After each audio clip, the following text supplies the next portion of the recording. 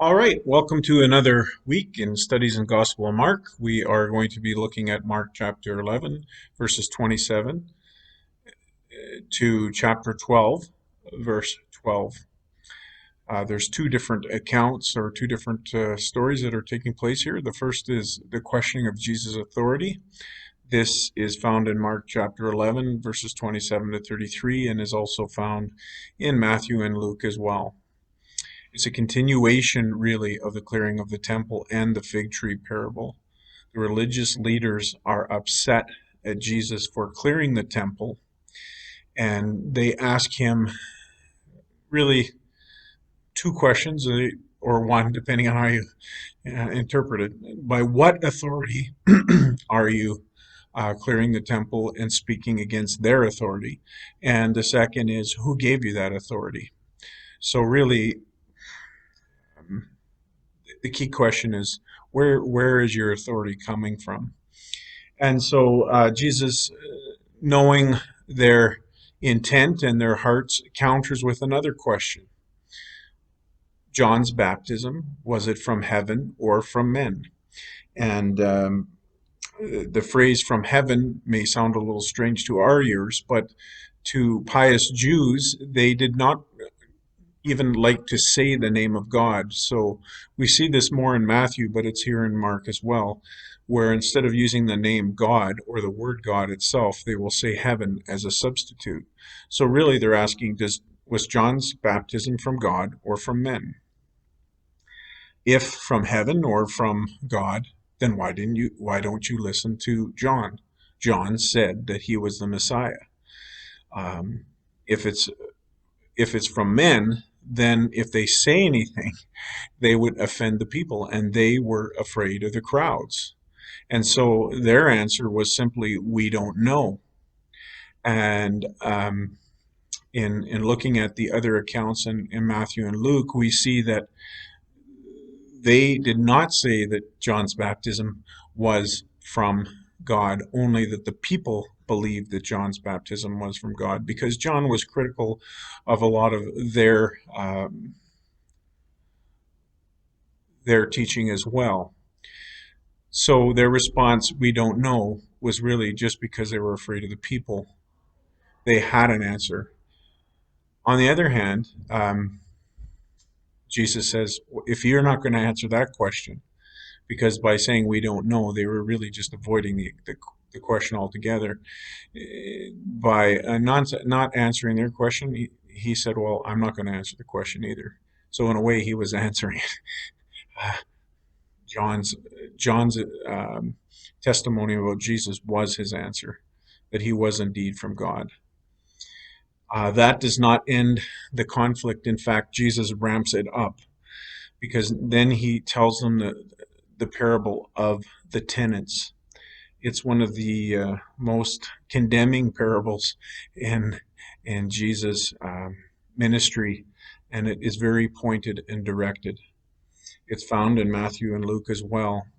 In this parable, the man who buys a vineyard and buys a field and makes a vineyard, the tower would have been for protection.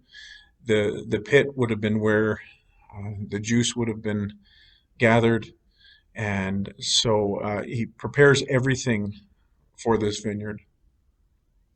The vineyard, as in the Old Testament, specifically in Isaiah as one example, Israel is the vineyard. And therefore, as a result of that, the tenants are the religious leaders that have already come to Jesus and challenged his authority. The servants are the prophets that are mistreated. And one of the sad things about the Old Testament is how God over and over again brought prophets to turn the people back to God. But the saddest thing about it was that they did not listen to the prophets. That while the prophets spoke, they were actually, in the end, testifying against their own people because of their own people's unwillingness to listen to them. So the servants are the prophets. The servants come to collect the owner's due For the owner, it would have been money. For God, it was worship, recognition, love for him. And they are all mistreated. And then finally, the owner comes and says, well, I will send my only son because they're certainly not going to kill him. And in Luke, I believe he says, perhaps they won't kill him. This does not mean that God was surprised at the reception of Jesus, but it's just part of the parable meant to just highlight the guilt of these farm tenants who refuse to give the owner his due. So the owner sends the son and they kill him. This is an incredibly clear picture of a prophetic moment in Jesus' ministry, and yet they fail to recognize it. In Luke, the response to this is, may it never be that that the king's own son would be killed, but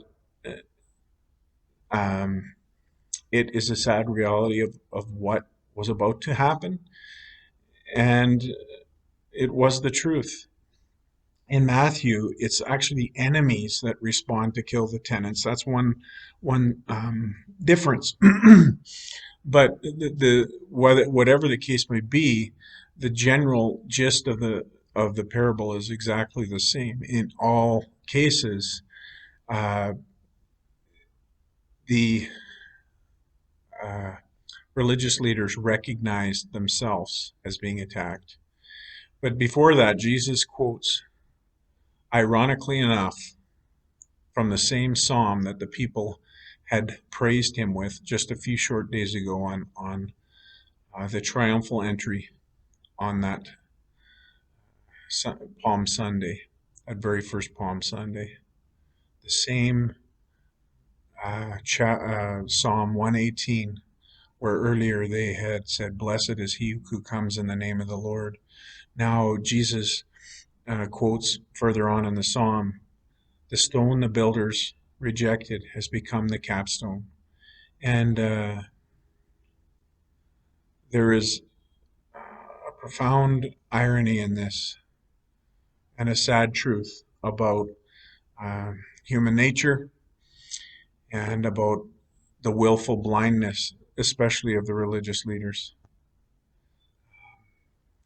In Matthew and Luke, Jesus adds to this concerning their future judgment and really makes a further reference to a stone, talking about those who will fall on this stone as the scandalon or the stumbling stone, which Peter picks up on later in one of his letters.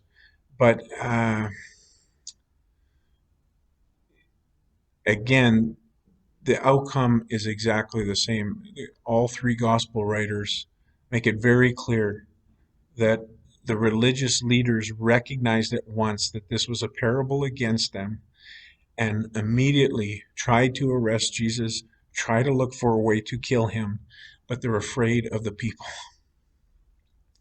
So they are themselves fulfilling the very prophetic parable that Jesus has just spoken.